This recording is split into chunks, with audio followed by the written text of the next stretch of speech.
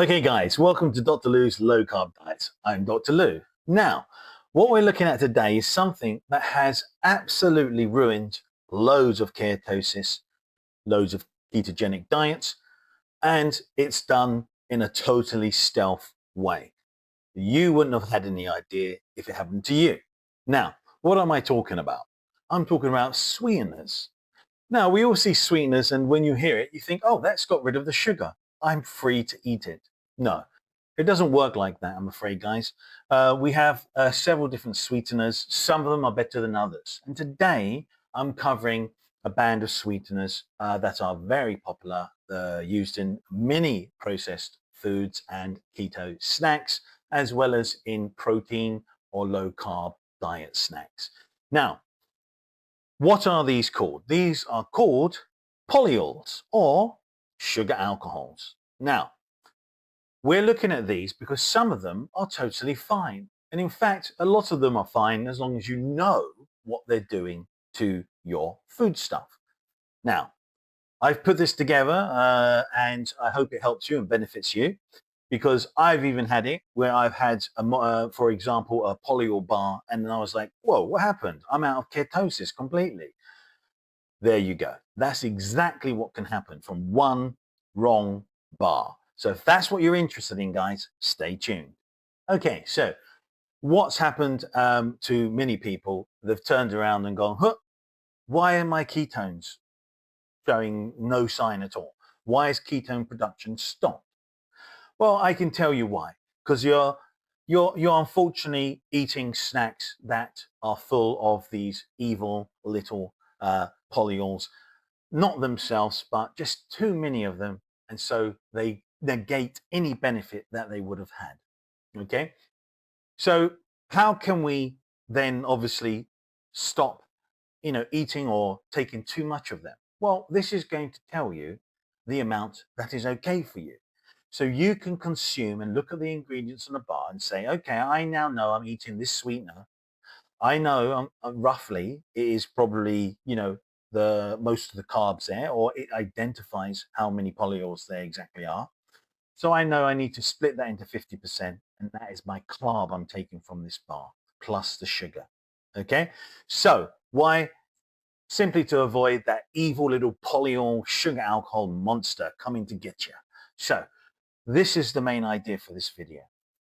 And it is going to help you a lot if you are someone who usually likes to have sugar-free, low sugar, protein bars, anything to do with protein shakes, anything like that, and other products that use this polyol or sweetener.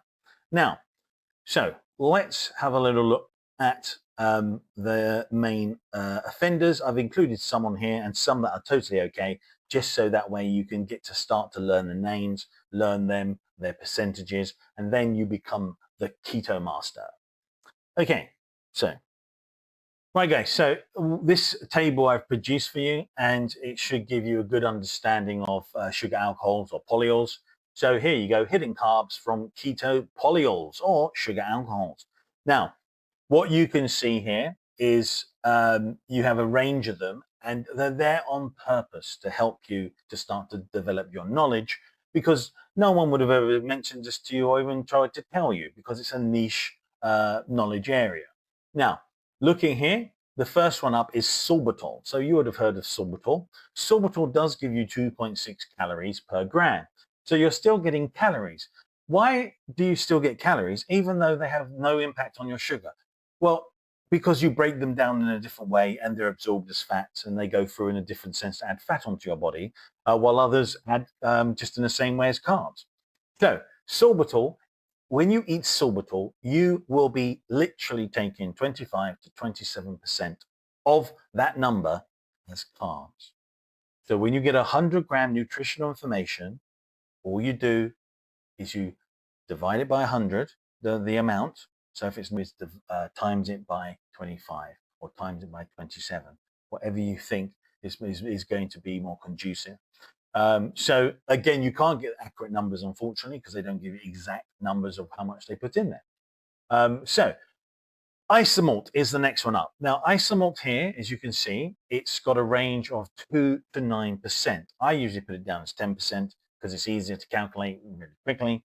And so what happens is isomalt is a favorite, especially for hard-boiled candies or sugars. We call them boiled sweets here in the UK. And so isomalt, makes a fantastic little sweet or candy if you want.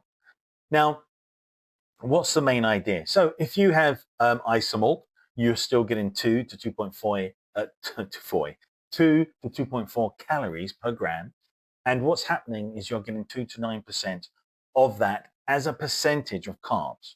So it's just to give you an understanding. If you eat 100 grams of carbs of it, you will get 10 grams or 9 grams here in this case.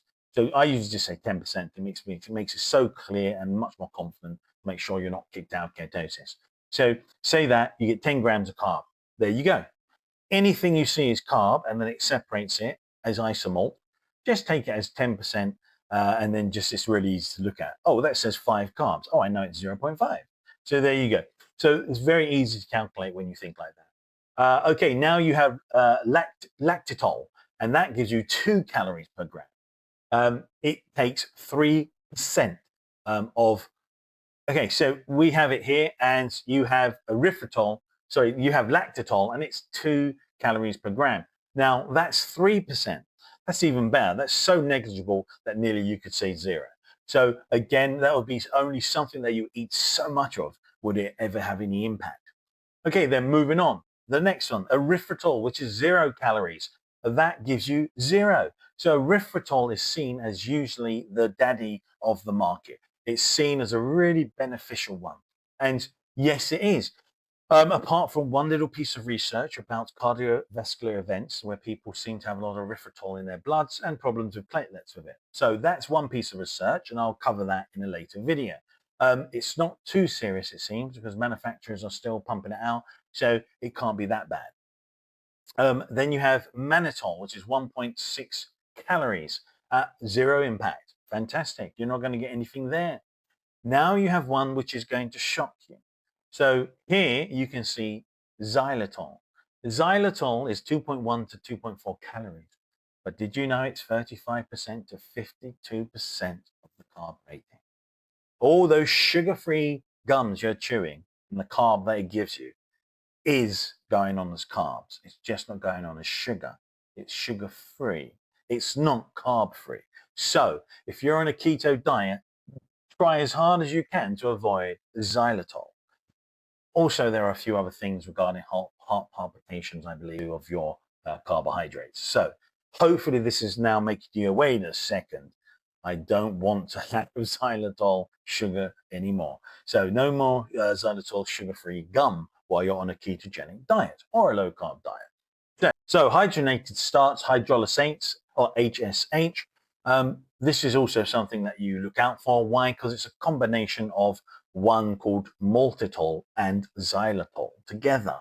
Now, you can see that you don't want this one either, and I'm going to save it for last. So, okay, guys, so now for the big daddy. So which sweetener is the one that seems to be in even some keto products and is going to be one you have to check on the ingredients? Okay, so that's maltitol. So we can see maltitol, and here it is to give you some more breakdown and information to understand. So we can see here that maltitol is the main sweetener for the polyols. That seems to be used a lot in industry, and it gives you 2.1 to 2.4 calories per gram. But the biggest thing is it's 50 to 75% counted as carbs. So it can be slightly misleading. About when you look into some keto product or something designed for a low carb diet, then maltitol needs to be in a very low amount because you still just get 50 to 75%. Now, the biggest thing as well is the GI. The GI is 35 to 52. 35 to 52 impact on your GI is going to hit your blood sugar quite hard. So you're going to obviously then reduce your ketone production because your blood sugar is being. So main maltitol takeaways: it raises blood sugar, it reduces ketones, and at the digestive side, yes, you're going to get some type of discomfort or digestive issues if you consume too much of it. So what's the simple rule? Count at least half the carbs. That is the simple rule. That's what I would advocate as well. At least half the carbs. You look at it, it says 8 carbs, you've got 4 carbs at least. Now, it could be 6 carbs, but the main idea is we don't know exactly how much maltitol is in there.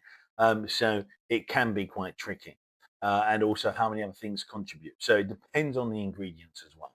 So or, I mean, if you want, some people, you could go and count all the carbs. So in other words, you just go, look, it's maltitol, it's 8 carbs, I'm getting 8 carbs. You could do that. It's more like 4 to 6, but the reason why some people do it is because of the impact on the GI. So your glycemic index number for your impact on your blood sugar is quite high. So this is why maltitol is seen as the big bad boy of sweeteners when it comes to low carb and ketogenic diets. Now, it's perfectly fine, I guess, for protein diets and other things like that. There aren't any other major issues I've heard about it. But now you're wondering, what's in my sweetener? What's in my bar? What's in my protein bar? What's in my Atkins bar? What's in my bar? Let's go have a look. Then you can see. Now, if you see maltitol, now you know what you have to do with the carbs. So look at the carbs, and then you'll be able to get to the correct amount, which is going to make sure you stay within your 20 grams allowance.